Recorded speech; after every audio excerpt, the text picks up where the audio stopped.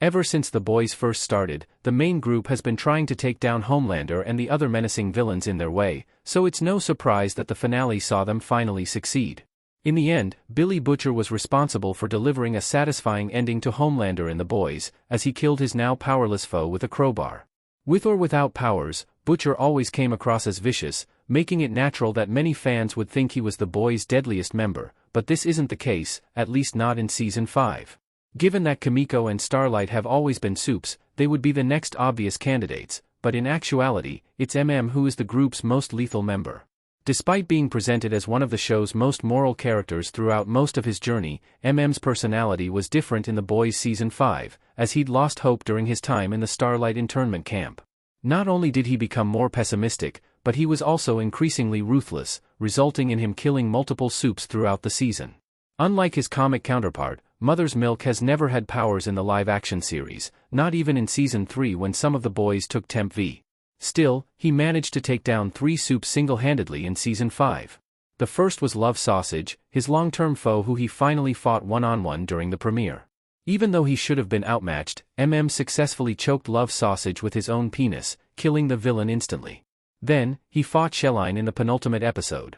Despite things looking rough, he used a rat to distract her before forcing an overdose through a variety of needles, causing the soup's demise. Finally, he killed O'Father in the finale, albeit with a bit of assistance.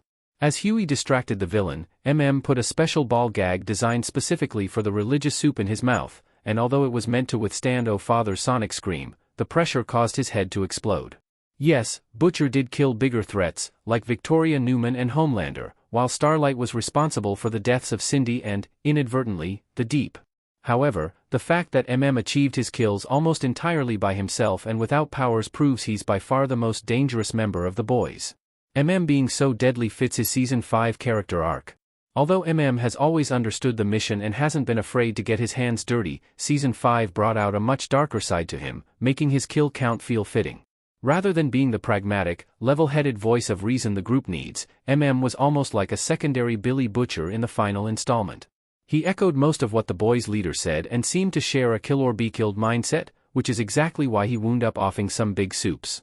Obviously, his belief that he'd never see his family again inspired many of these bleaker choices, but given the high stakes, it felt right to see such drastic changes.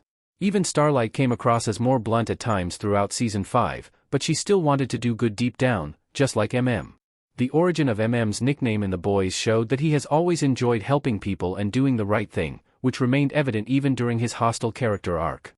Despite being meaner and having a cold outlook towards using the soup virus, he still saved Countess Crow back in Episode 2 and put himself on the line to save innocent civilians. As a result, it felt like we were watching the same we'd followed for the past 4 seasons, just with a grittier edge to him. Thankfully, making him a pro at killing supes only added to this arc, as it shows just how scary he can be when he's not holding back, making the prospect of with powers even more terrifying. If he were as corrupt as those he was trying to take down, could be a serious problem in the boys' universe. Instead, he's always fought for what's right, and given everything he's been through, becoming more ruthless is certainly justified. He did return to his usual self by the finale, yet he still took down O'Father, confirming that was in fact the deadliest of the boys' main heroes in the final season, which perfectly fit his story.